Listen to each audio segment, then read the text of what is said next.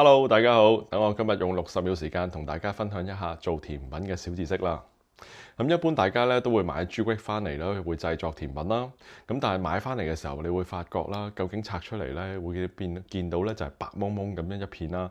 咁係咪發毛咧？咁其實咧就未必一定係發毛嘅。咁但係咧你要細心啲睇睇，咁究竟咧嗰啲嘅白蒙蒙咧係咪一啲毛球狀先？若果係毛球狀嘅話咧，咁就真係會發毛啦。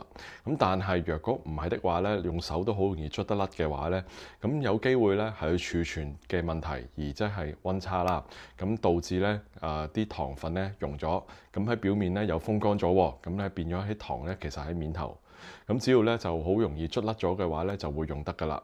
咁所以如果你見到有啲糖分你可以捽得甩嘅話咧，不妨可以繼續用嘅，咁就唔使去掉咗佢嘅。咁但係發毛當然係唔可以再繼續用啦。若果大家都想我睇另一條片係關於朱古力小知識嘅話，不妨可以留意我下一條片啦。拜拜。